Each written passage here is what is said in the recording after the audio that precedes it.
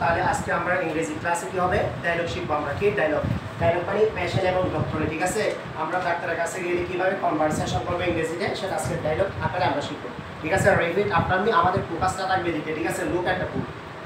Repeat after me তাহলে patient মানে রোগী ডক্টর মানে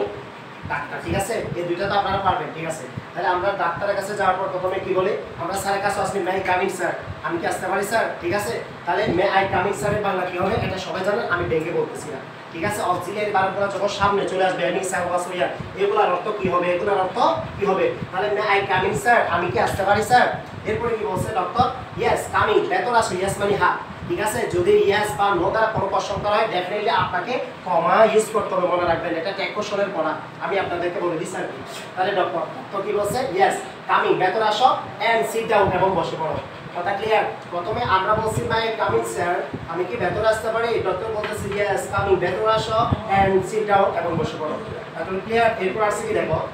এখানে বলছে পেশেন্ট মানে রোগী রোগী বলতেছে থ্যাংক ইউ স্যার আপনি যে আমাকে বসতে বলছেন এটার জন্য আপনাকে একটা ধন্যবাদ দিছি আর কি ঠিক আছে এরপর বলছে ডক্টর হোয়াটস ইউর প্রবলেম আপনার তোমার সমস্যাটা কি বা আপনার সমস্যাটা কি হোয়াটস ইউর প্রবলেম মানে কি আপনার সমস্যাটা কি হোয়াট মানে কি জানেন ইউর মানে তোমার প্রবলেম মানে সমস্যা আপনার সমস্যাটা কি এটা ভেঙে আগেও পড়েছি আমি আপনাদের বলেন এরপরে পেশেন্ট রোগী বলতেছে যে I have been suffering from fever and cold for 3 days আমি 3 দিন ধরে জ্বরে এবং ঠান্ডায় ভুগছি ঠিক আছে এখানে মানে দেখেন I have been এটা হচ্ছে প্রেজেন্ট পারফেক্ট কন্টিনিউয়াস টেন্স ঠিক আছে ঠিক না এরপর আছে কি সাফারিং মানে ভোগা তারপর ফ্রম মানে থেকে বা হতে ফিভার মানে জ্বর এর মানে এবং কোল্ড মানে ঠান্ডা ফর মানে জন্য 3 ডেজ মানে 3 দিনের জন্য আমি 3 দিন ধরে জ্বর এবং ঠান্ডায় ভুগছি এভাবে বাংলাটা করার চেষ্টা করবেন I have been suffering from fever and cold 3 days for 3 days যেখানে আমি আপনাদেরকে বলে দিছি যদি আপনাকে সকাল থেকে বলে সিন্স নিয়ে আসতে হবে যদি সময় বা উল্লেখ থাকে আপনাকে ডেফিনেটলি ফর নিয়ে আসতে হবে ঠিক আছে I have been suffering from fever and cold for 3 days কথা বুঝাচ্ছে সবার এরপর আসলে রাইট আমি সিন রাইট এখানে কি বলছে ডক্টর মানে ডাক্তার have you taking any medicine আপনি কি কোনো ওষুধ খেয়েছেন আমি বলছি আমি স্যার ওয়াজ হইয়া যদি অক্সিলিয়ারি ভার্বগুলো যদি সামনে চলে আসে তখন এটার অর্থ কি হবে এখানে সে বলতে have you taking any medicine আপনি কি কোনো ওষুধ খেয়েছেন মেডিসিন মানে ওষুধ এনি মানে কোনো টেকিং মানে খাও ঠিক আছে এখানে হ্যাভ ইউ টেকিং মানে ওষুধ খেয়েছেন কিনা ঠিক আছে কথা ক্লিয়ার এরপর আসছে কি দেখেন পেশেন্ট বলতেছে যে কি নো স্যার না স্যার মানে আমি কোনো ওষুধ খাই না আমার জ্বর ঠান্ডা আসছে আমি কোনো ওষুধ খাই না এই জন্য বলতেছে নো স্যার এখানে কমা হবে ঠিক আছে আমি বলছি আপনাদেরকে ইয়েস বা নো দ্বারা কোশ্চেন করা হলে আপনাকে ডেফিনেটলি কি করতে হবে কমা ইউজ করতে হবে এরপর আসেন ডক্টর কি বলতেছে ডোন্ট ওয়ারি কোনো চিন্তা করো না ডোন্ট ওয়ারি ডাক্তার বলতেছে কোনো চিন্তা করো না এরপরে কি বলছে লে অন দা বেড মানে বিছানার উপর রাখো লে অন দা বেড মানে কি বিছানার উপর লে ডাউন বলে শুয়ে পড়ো লে অন দা বেড মানে বিছানার উপর রাখো তারপরে কি বলছে I will check up your pulse and measure your medicine কি বলছে টেম্পারেচার এখানে আসেন আই উইল চেক মানে চেক আপ ইওর মানে তোমার পালস মানে নাড়ি এন্ড মানে এবং মেজার মানে পরিমাপ আর ইওর মানে তোমার টেম্পারেচার মানে তাপমাত্রা এখানে বলছে আমি তোমার নাড়িগুড়ি চেক আপ করবো আমি আপনার নাড়ি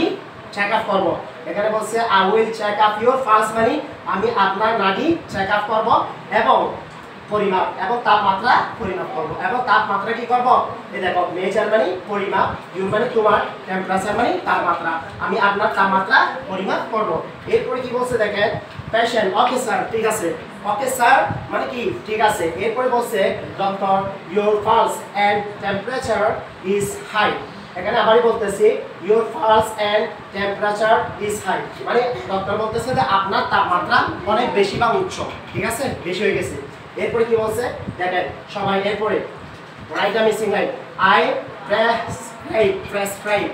prescribe your some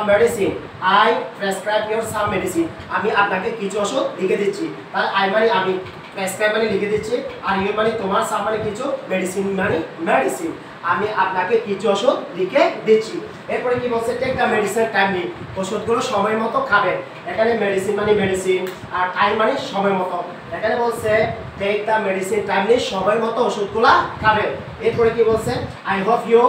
hope you will get well very soon আপনি খুব শীঘ্রই তাড়াতাড়ি সুস্থ হয়ে যাবেন কারণ আপনাদেরকে আমি আরো ভেঙে বলে দিছি কালকে এভাবে সকলেই জ্ঞান পাহাড় করবে বাংলা সহকারে। আমি সবসময় একটা কথা বলি, always memories most of the subject without understand. যদি আপনি মুখস্থ করেন না বুঝে কখনো পারবে না। বুঝে বুঝে পড়েন, স্যার আমি কি ভেতরে আসতে পারি? তাহলে may I coming sir, sir may I coming sir. তারপর বলতে ভেতরে আসো, কামিং। তারপর বলতেছে বসে পড়ো, অ্যান্ড সিট ডাউন। তারপর আমি বলতেছি থ্যাংক ইউ স্যার, আপনাকে ধন্যবাদ। ডাক্তার বলতেছে দ্যাট হোয়াটস ইউর প্রবলেম, তোমার সমস্যা কি? বলতেছে I have been suffering from fever cold and for 3 days, আমি 3 দিন ধরে এবং সর্দিতে ভুগছি। তারপর বলতেছে ওকে ঠিক আছে, ডোন্ট ওয়ারি, চিন্তা করো, আমি ওষুধ দিতেছি, ঠিক হয়ে যাচ্ছে, ঠিক না? সকলে কে কে পারবেন হাত উঠান। আমি আপনাদেরকে যেভাবে ভেঙে ভেঙে পড়াইছি ডায়লগটা, এভাবে বাংলা সহকারে আপনারা সকলে শেখার চেষ্টা করবেন। সকলে ভালো থাকবেন, সুস্থ থাকবেন। আবার পরবর্তী ভিডিওতে দেখাবো। আসসালামু আলাইকুম।